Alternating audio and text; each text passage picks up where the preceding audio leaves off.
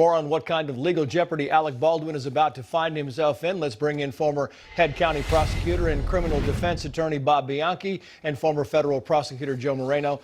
Gentlemen, thank you both. Bob, to you first. I want to play some sound. Here's Alec Baldwin saying that he did not pull the trigger, followed by a prosecutor saying, oh, yes, he did. Watch.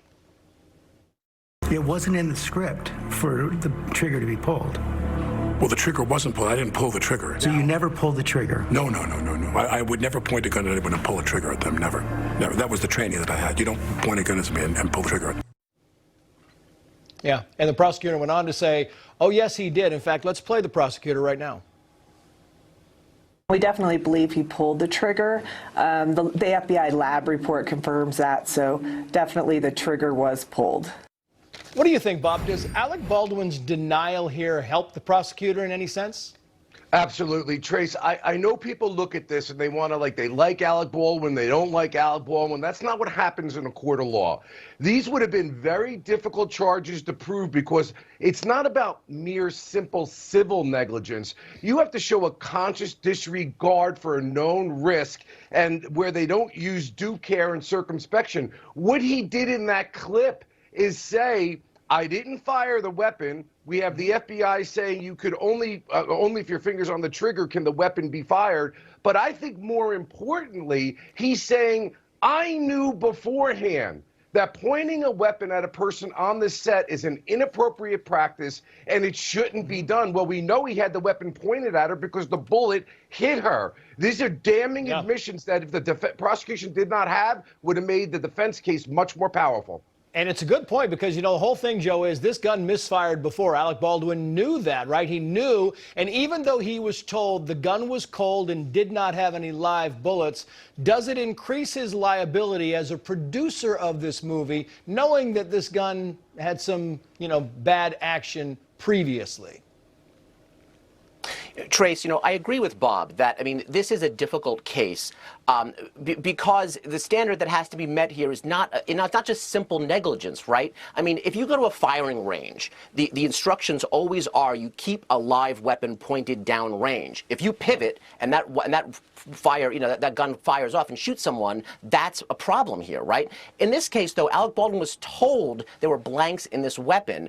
And even if he checked the weapon, how are we to expect that he would know what a blank versus a live round looked like? So I don't know. I think that it's one thing to bring these charges. I'm not convinced they get past a probable cause determination here. It's another thing to get to a jury and get 12 men and women to agree to that.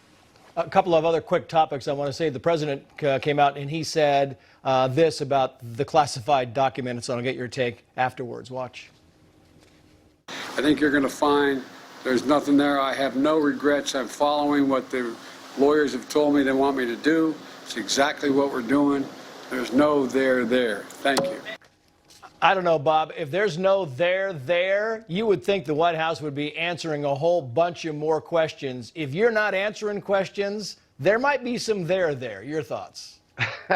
Yeah, Trace, fair enough in the court of public opinion. But, as a lawyer, if he were to advise me, I would say to him, and I think any competent defense attorney, regardless of their political stripes, would say the same thing. Look, do not speak publicly like Alec Baldwin and get yourself into trouble.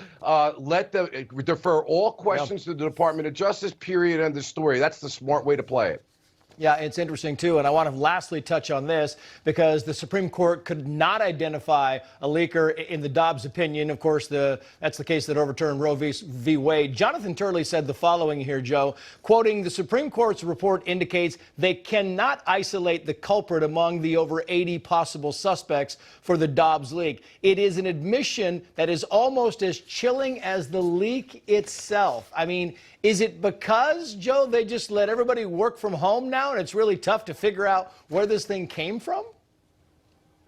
Trace, this is a miscarriage of justice. This is unbelievable. I was nervous about this from the beginning when the Supreme Court failed to bring in the FBI to conduct this investigation. And again, they gave it to the Supreme Court police force. Now look, the marshal's office might be great at providing court security, but they're not investigators. So I'm not shocked that now 8 long months later, they haven't found a culprit. Keep in mind too, there's a lot of us lawyers out there, but only the elite of the elite among attorneys get to practice at the Supreme Court. The fact that we can't police these people, it's a sad state of affairs.